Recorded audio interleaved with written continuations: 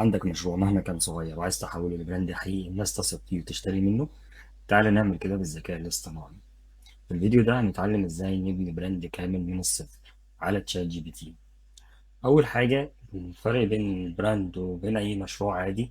المشروع اللي هو المنتج او الخدمة بتاعتك اللي انت بتقدمه او المنتج اللي انت بتبيعه.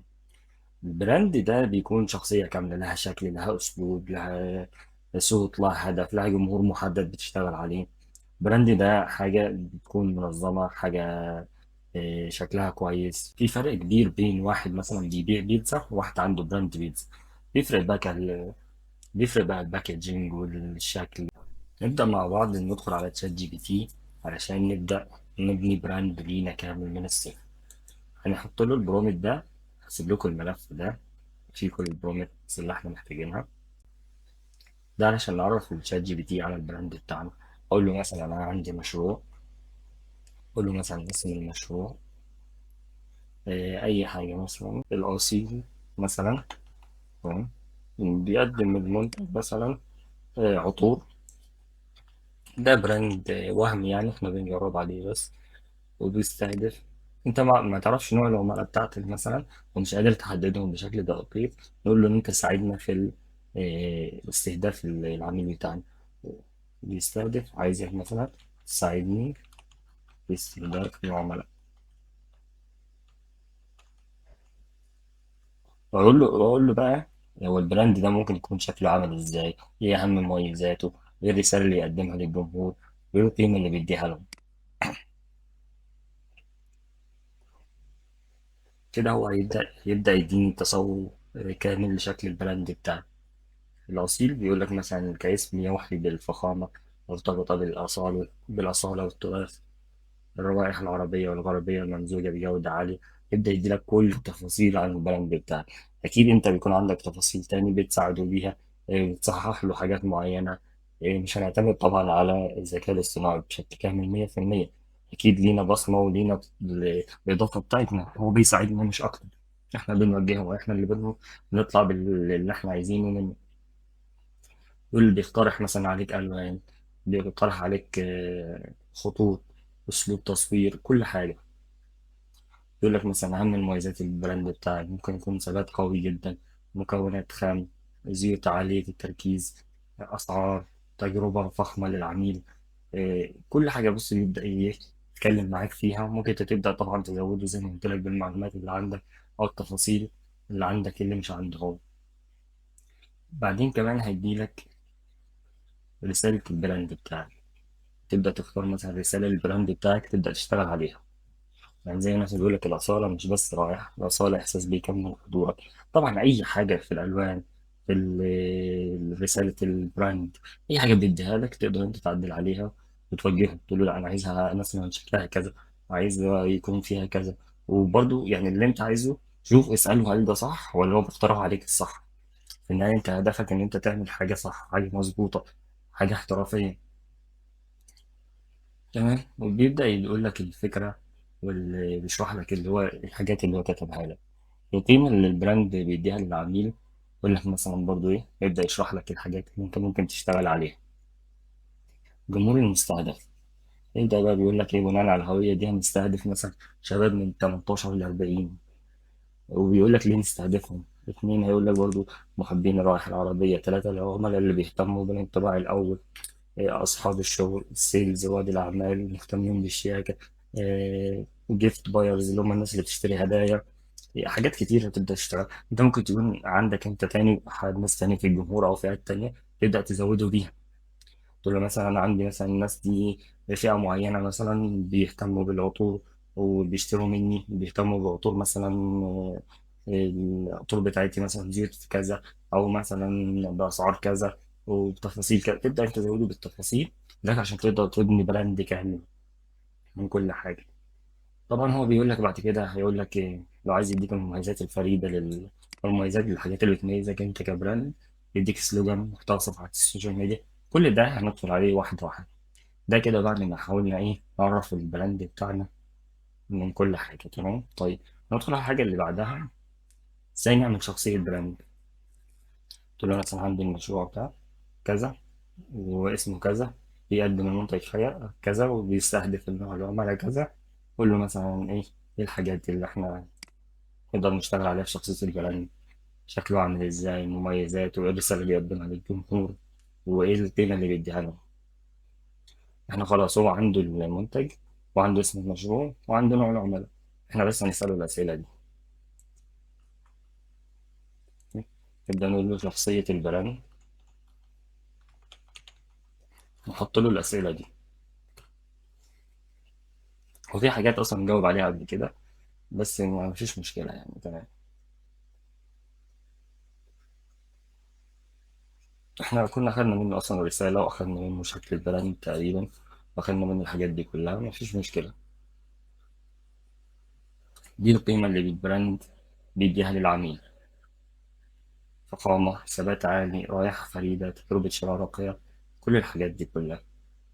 طيب برضو بيقول لك شخصية البراند، احنا كل ده احنا بندخل عليه واحدة واحدة. طيب بعد كده نحدد الجمهور. هقول له اعمل لي بروفايل كامل للجمهور المثالي، من العمر والاهتمامات والمشاكل اللي بيعاني منها، وليه يشتري مننا، ايه اللي يحفزهم ياخد قرار الشراء. كل الحاجات دي برضه هيساعدك فيها تشات جي بي تي. طيب ادالك في اول حاجه العمر، من 20 ل 40. يقول لك ممكن من 20 ل 48 شباب كذا، من 28 ل 40 ناس بتحب كذا. بعدين بيدخل على الاهتمامات.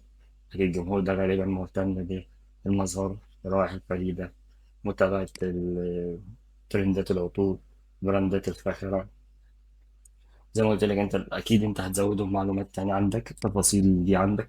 لو انت ما عندكش اي معلومات خالص، فانت ممكن كل حاجة تدور فيها اكتر وتبحث فيها اكتر، وتاخد الموضوع خطوة خطوة عشان تفهم صح جمهورك، وتفهم الناس دي بتهتم بايه، اللي هم العملاء بتوعك بيهتموا بايه، سنهم كام، ايه المشاكل اللي عندهم، ايه الحاجات اللي ممكن تميزك. ده هيخليك تعرف تبيع لما تكون فاهم عميلك كويس، تعرف تبيع صح، هتعرف توصل له صح، تقدر تبني براند صح طول ما انت فاهم العميل بتاعك كويس. هو هنا بقى ادالك الاهتمامات، ادالك المشاكل. مشاكل مثلا عطور، مفيش ثبات، حاجات غالية، صعب إن هو يلاقي ريحة مميزة مش موجودة عند الناس. البراندات فعلا مش بتقدم فاليو مقابل سعر، مفيش قيمة مقابل سعر. ممكن بيديلك حاجة غالية بس جودتها أو مفيش قيمة تستاهل السعر ده، فعلا بتلاقي حاجات غالية لكن مفيش حاجة فعلا تستحق السعر ده.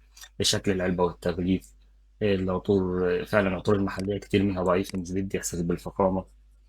بعد كده بيقول لك مشاكل شخصية مرتبطة بالشراء، هو بيدفع فلوس مثلا في عطر مش مضمون، مش عارف يختار العطر المناسب لشخصيته.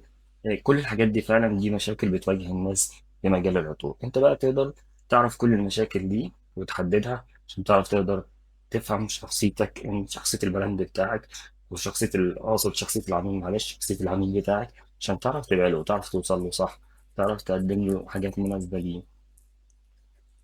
هنا مثلا بيقول لك ليه العميل يشتري منك انت. هيبدأ يديك مثلا مميزات، تمام، أكيد أنت برضه هتكون عارف مميزات البراند بتاعك أكتر منه. هو بس ده يعني يعتبر زي ما احنا بنقول، ده براند بس وهمي احنا بنبني عليه، لكن احنا بنشتغل بنفس الفكرة. وانت اكيد لو انت مثلا براند عطور هيبقى عندك حاجات من دي، اكيد حاجات مش عندك، حاجات انت هتضيفها له، وهكذا. تمام. بس المفروض ان هو بيتكلم في حاجات دي حاجات بديهيات، ومفترض ان يكون عند اي حد مثلا فعلا بيشتغل في مجال العطور. طيب بيقول لك برضه ايه اللي يحفزه ياخد قرار الشراء.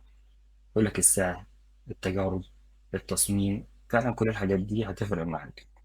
البيرسونا دي هنوصل لها برضو، اللي هو شخصية تخيلية للعميل بتاعك. يعني اسمه ايه، سن كام، إيه وظيفته، ايه بيحب، ايه ما بيحبش، ايه المشاكل اللي عنده. لما تعرف شخصية العميل بتاعك، الشخصية المثالية للعميل بتاعك، تقدر توصل له بسهولة في إن أنت تكتب له محتوى مناسب ليه، تقدم له منتج أو خدمة حاجة مناسبة ليه، تعرف تحط له سعر مناسب. فكده أنت هتعرف تبيع أكتر طبعا لما تكون أنت فاهم عميلك كويس. طيب نعمل ازاي بقى الباير بيرسونا دي؟ احنا بس دلوقتي بنعمل هوية كاملة. الباير بيرسونا دي هنشرحها في فيديو تاني. طيب هنا بص هنقول له بقى اعمل لي البراند ايدنتيتي، الهوية بتاعت البراند بتاعنا. يقول لك اقترح له 3 ألوان، يكون لون أساسي وفيه 2 ألوان ثانوية. واتنين فونت، خطوط، وتصميم ستايل تصميم مقترح، وشكل الصور وأسلوب الكتابة، يعني يكون ودي ولا رسمي، يعني أسلوب الكتابة مع العميل بتاعك يكون إزاي. كل دي الحاجات دي في شخصية البراند بتاعك. قال لك الألوان الأساسية، قلت لك أسود، وقال لك ليه اختار الأسود، تمام، وحط لك الذهبي برضه، قال لك ليه اختار الذهبي، حط لك لون تاني برونزي أو بري داكن، أيا كان يعني، برضه حط لك ليه هو استخدم الألوان دي. برضه يبدأ يقترح عليك خطوط، هيقول لك ليه استخدم الخطوط دي. وبعدين هحط لك ستايل للتصميم، تمام، برضه هحط لك شكل للصور، اسلوب للكتابة، كل الحاجات دي يحددها لك. بس لازم بعد ما يحدد لك كل الحاجات دي كلها، لازم تمشي عليها في كل تصميم ليك، في كل بوست، في كل اي حاجة بتعملها لازم تكون تحت الهوية بتاعتك، علشان تبقى براند حقيقي، شغل يكون احترافي، مش شغل عشوائي. يعني الالوان كلها واحدة، اسلوب الكتابة كل واحد، الطريقة اللي بتتكلم بيها مع الناس كلها واحدة، كل حاجة لازم تكون تحت البراند بتاعك. حتى لو بشكل بسيط، حتى لو ما عندكش تيم كامل ينفذ الحاجات دي، بس تقدر تعملها حتى لو بشكل بسيط. على الأقل اللي يدخل على الصفحة بتاعتك يلاقي شكل الألوان واحدة، الخطوط واحدة، طريقة الكلام واحدة، التعامل مع الناس والردود والأسلوب واحد، كل فيحس إن فعلا الناس دي بتشتغل صح، الناس دي منظمة، الناس دي عندها براند، الناس دي مش شغالة عشوائي. ده بيدي ثقة للناس، هو ده أصلا نظام وأسلوب البراندات كلها. طيب ايه تاني كمان؟ نحدد الرسالة الايه الأساسية للبراند بتاعنا، هو كان حددها من شوية، فخلاص احنا مش هنعملها تاني. نقول له بقى يحدد لنا الميزة أو الميزات اللي تفرقك عن أي براند تاني أو أي حد تاني بيقدم نفس الخدمة أو المنتج.